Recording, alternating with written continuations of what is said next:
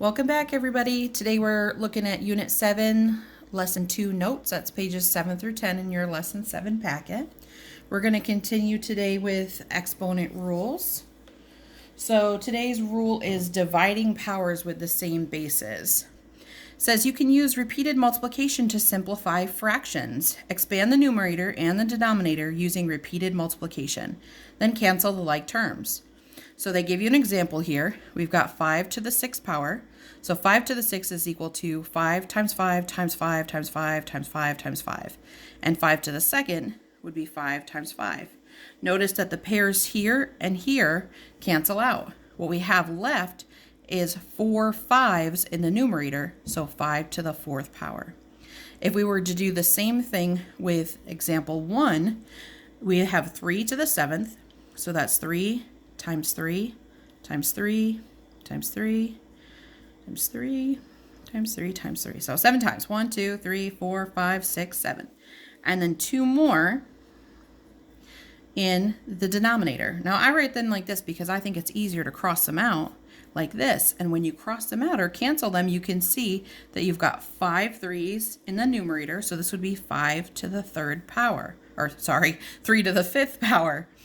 Notice though, instead of writing them out like this every time and doing the canceling, wouldn't it be a lot easier if we used this rule? Notice what happens here. To go from 5 to the 6th over 5 to the 2nd, we ended up with 5 to the 4th. 6 minus 2 is 4. 7 minus 2 is 5. So the rule here is if we have the same base and they're being divided, that would be equal to taking that base and subtracting the exponents. So the rule is when like bases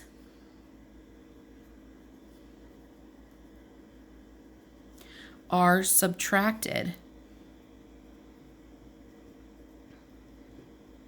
are divided, subtract the exponents.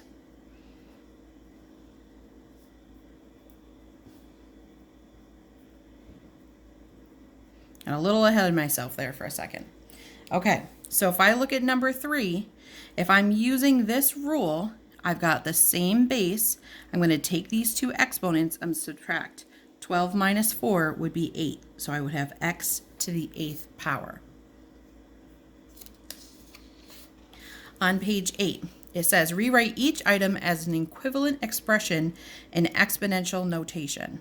So I've got 5 to the 9th over 5 to the 6th. I would subtract those and I'd get 5 to the 3rd.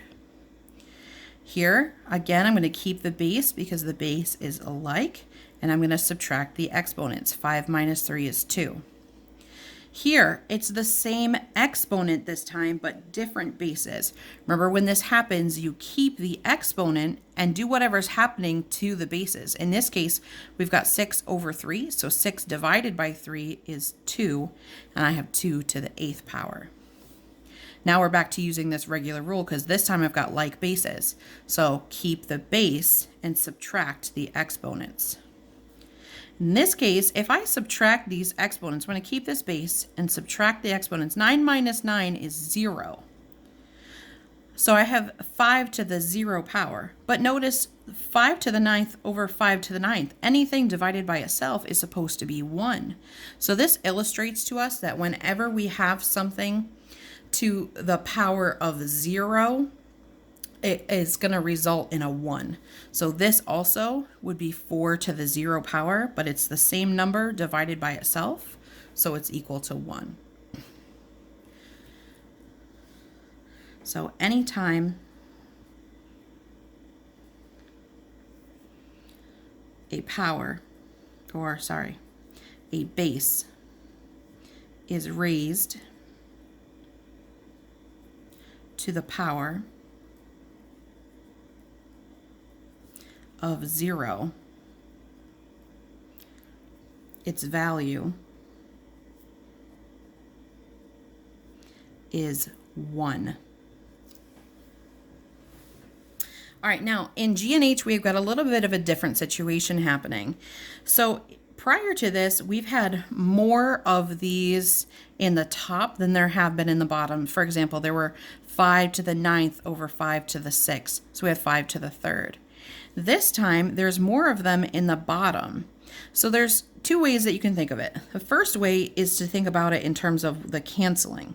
If I was to write these all out, which would take a really long time, I would have 6 5s in the top and 12 5s in the bottom, and 6 of those would cancel out. So I would have 6 more in the bottom than I would have in the top. So that's one way to think about it. The other way to think about it is if I was to use the subtraction rule, keep the base, 6 minus 12 would be negative 6. What happens in these cases is that this negative is like an inverse. It's telling you it wants its opposite. What we do is to make this a positive exponent, we simply put a 1 and then 5 to the 6th under it. This makes this negative exponent into a positive by putting it under 1 because it's an inverse. And again, if you think about it, if it's 6 5s over 12 5s, 6 of them would cancel and there'd be 6 more in the bottom than in the top. So that would also result in this. So same thing here. I've got 7 of them in the top and 10 of them in the bottom. So 7 of them would cancel and I'd have 3 of them in the bottom. Right? If I was to use the subtraction rule, 7 minus 10 would be negative 3, or I'd have none in the top, so it's just a 1 when they cancel, and I'd have 3 more in the bottom. So this is equivalent to this.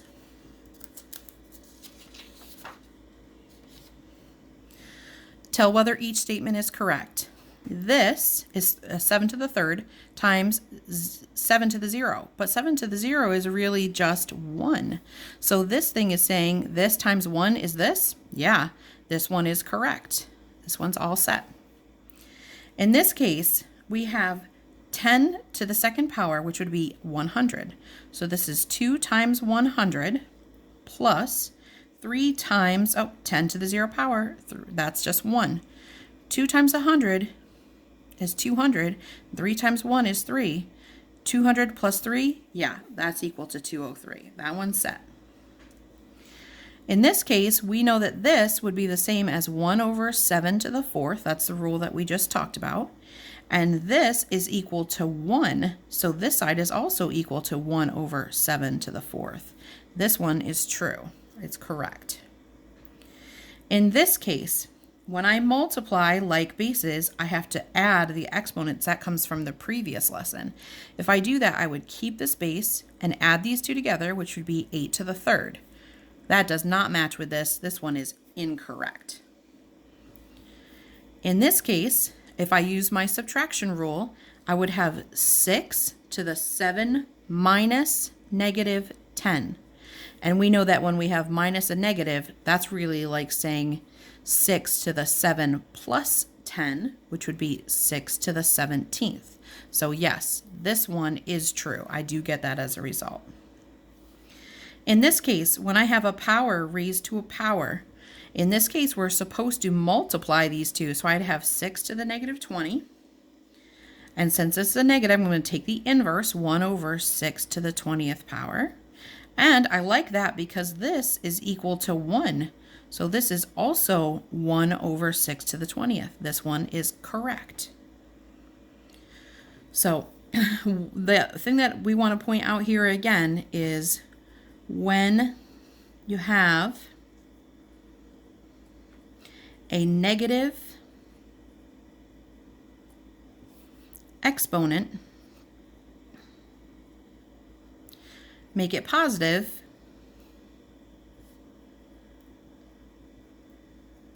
by taking the inverse.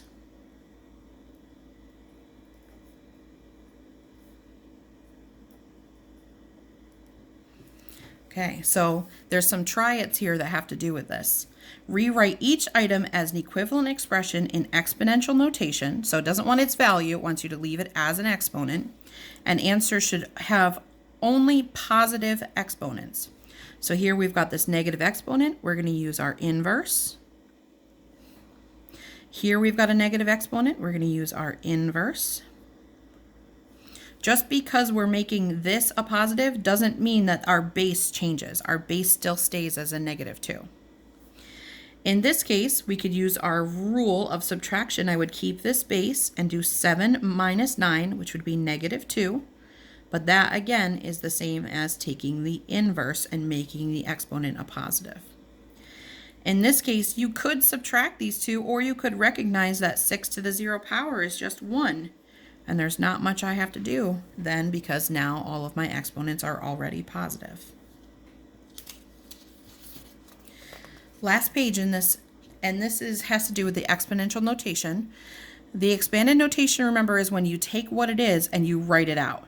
So 2 to the 4th power would be 2 times 2 times 2 times 2. 2 times 2 is 4. 2 times 2 is 4. 4 times 4 is 16. Remember, evaluate means that they're asking you for the value. Okay. 2 to the 3rd would be 2 times 2 times 2.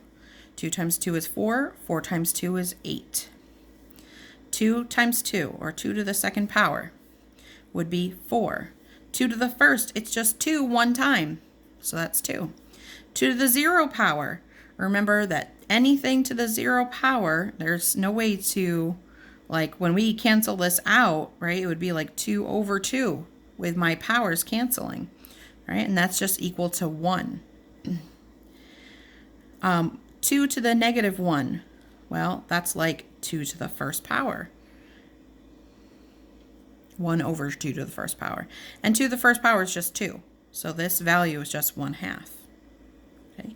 This would be 1 over 2 to the 2nd power. And 2 to the 2nd power we already said was 4. So this would be 1/4. 1 over 2 to the 3rd power when I take this inverse. And we said 2 to the 3rd power was 8. So this would be 1 over 8. And the last one, 1 over 2 to the 4th power, we said 2 to the 4th was 16th, so 1 to the 16th. And that would be evaluating these as taking them into expanded notation and then giving the actual value, evaluate.